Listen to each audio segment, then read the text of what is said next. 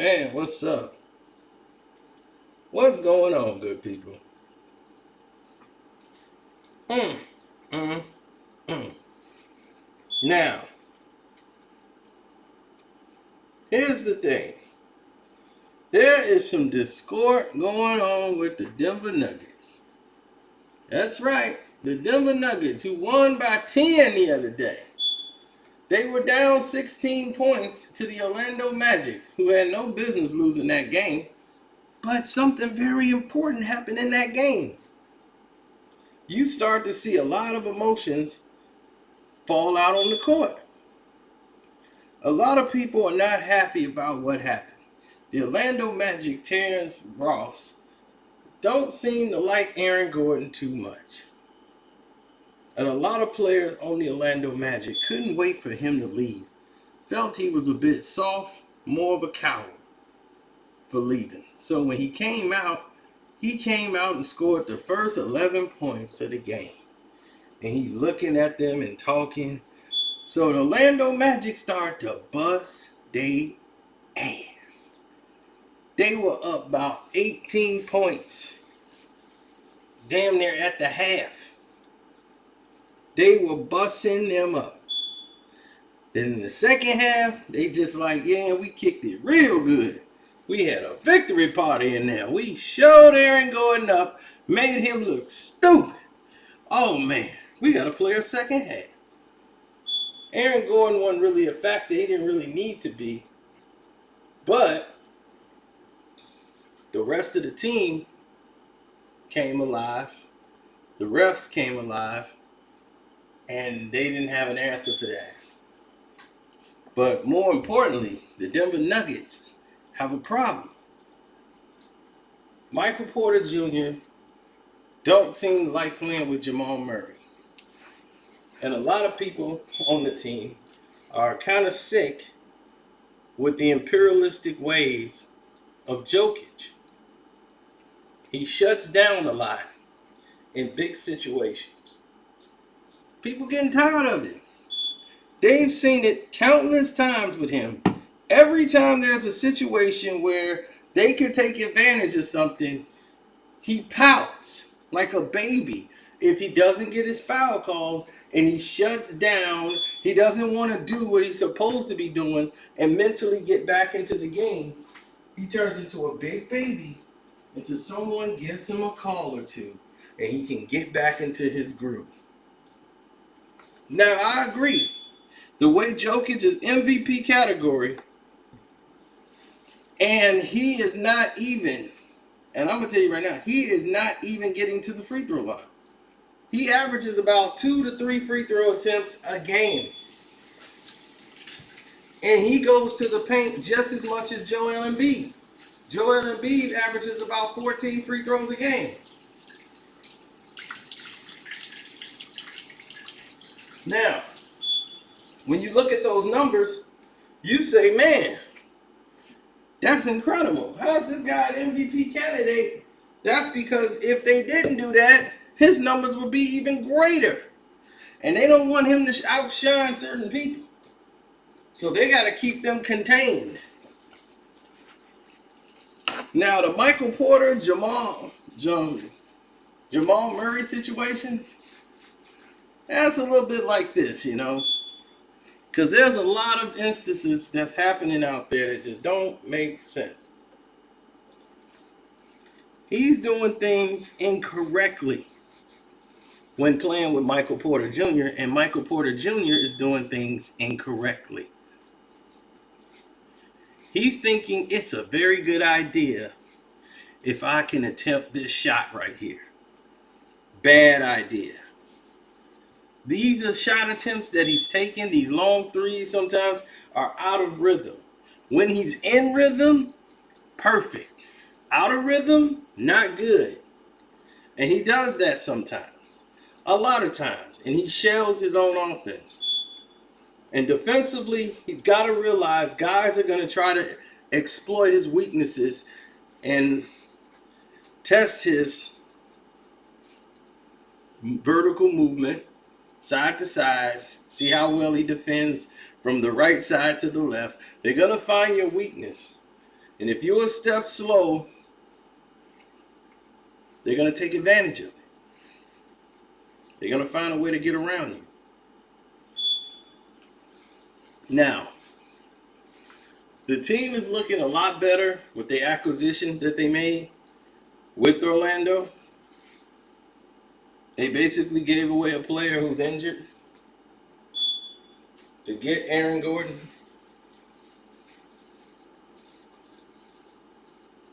And the Orlando Magic seemed like they were in just, we're going to tank the game mode. And we almost won.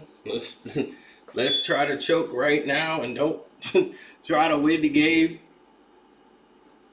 You see, you got to realize a couple of things here. The Orlando Magic is who they are because of who they are. If that makes any sense to you. This is the structure of the type of team they have developed to be. They have become this team so much that it's just sickening to everybody else that sees it.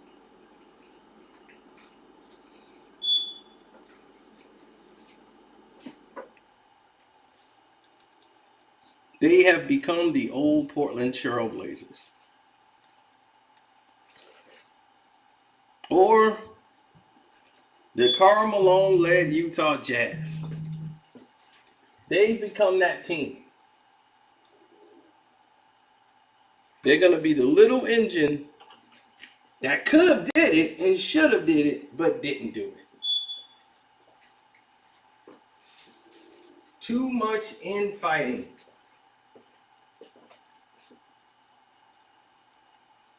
Karl Malone couldn't let go of his disdain with Antoine Carr being on the team.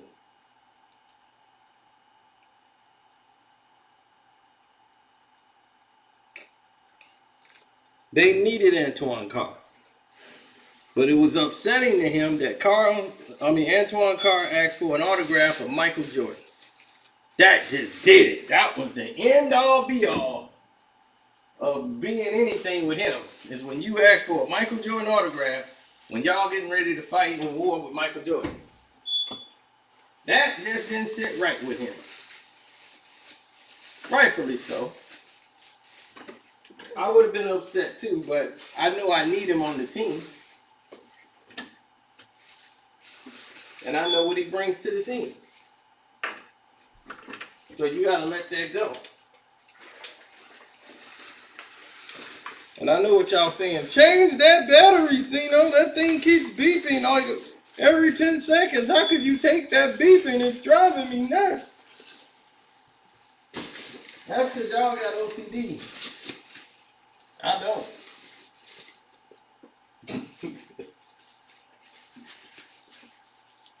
I can block that thing out and don't hear it at all. Focus on the words that are coming out of my mouth. Teams implode from the inside. Shaq and Penny couldn't beat Michael and the Bulls when they was beating them in the regular season. They got swept. And the reason they got swept is because they mind went on the game.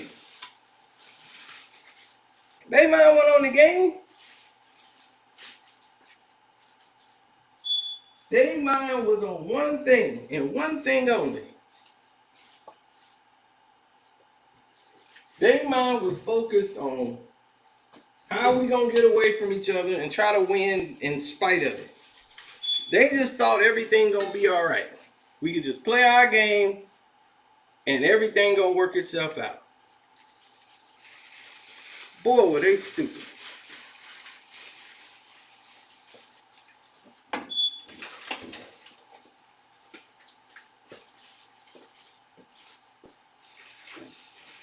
That was probably the dumbest thing I heard. We just gonna work it out. Things gonna fall in line. That's what's wrong with these teams now. Look at the Boston Celtics. Prime example. Teams falling apart from within. LeBron James teams all fell apart, the ones that didn't win, because of him. It happened within. It's no coinky dink. It's what happened.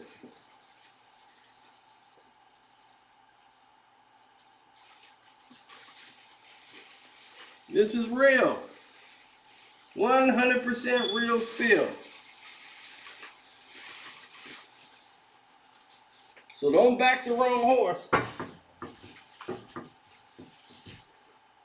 Because these teams will let you down when it really matters. That's why people saying, oh, we don't respect the Utah Jazz. This Utah Jazz, unlike any Utah Jazz team that has ever played, there's no infighting. Everybody was talking about Rudy and Donovan Mitchell. Oh, once they dapped it up and got cool, they really got cool.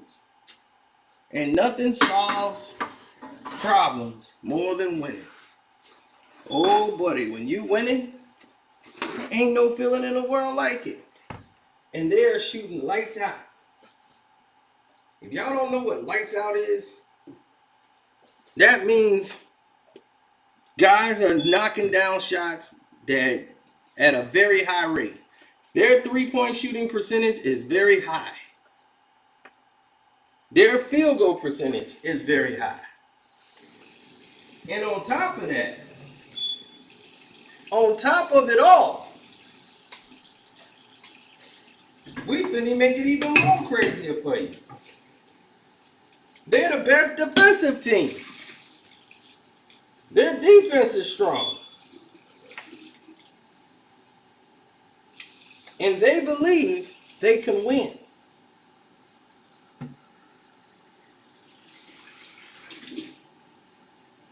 Now, a lot of people say they're fake number one. They still haven't been getting their respect, even from their own peers.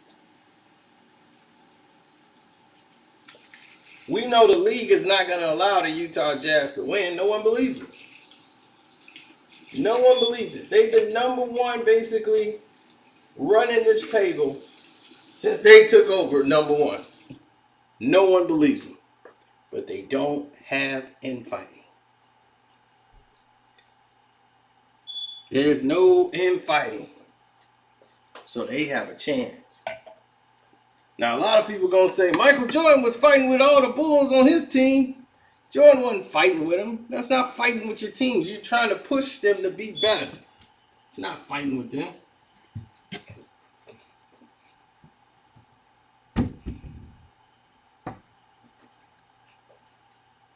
See, people got to understand there's a difference out here of trying to get your team motivated, mentally strong to deal with what they're going to have to deal with in the playoffs, because it's not the regular season. The playoffs is a different world. People are going to be diving for loose balls because they know this is it. So you got to be on your P's and Q's. There is no nights off. This is what you played for to get to this point. So guys are going to make the extra effort. Guys ain't going to just throw a lazy pass. He's going to be sharp with it because he know the whole world's watching him. This is it.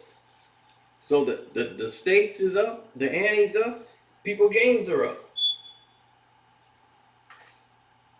Infighting will destroy you.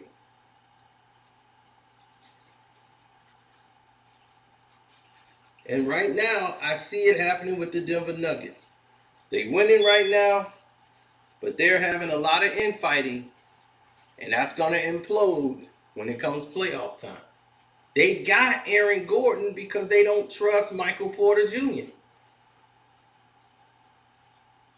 And he hasn't really produced. Murray hasn't really produced. None of these guys have done what they should be doing. So if you look at it in totality, then you could basically say it's an open market. So don't forget to hit the like button, good people. It's your boy Cino working hard for you once again. So definitely do that. Look out for me. Take care. My Cash App is Carcino if you want to donate. Karceno. Now you know. And that's what I'm talking about. Scottie Pippen didn't get along with Jerry Reinsdorf, the general manager. They didn't like what was happening with Phil and them. That was a lot of infighting. No. Scotty was fighting with management. That was it. Over money. That had nothing to do with teammates fighting each other. And gotta go to work with somebody you're fighting with. So it's a lot of different things, you know, that transpire that if it was social media back in the day, it probably would blow a lot of people's minds today because everybody's so super sensitive. It's a new day and time. I'll be like, I don't give a damn what day it is or what time it is. It was 3 o'clock way back then, it's 3 o'clock now. What's wrong with you? So, I don't get caught in all that. I deal with real people, real things. So, that's how I feel. Anyhow, thank you for giving me your ear to listen to. I'm going to jet out of here. And y'all tell me some teams that might implode due to infight. Let me know in the comment section. I'm out.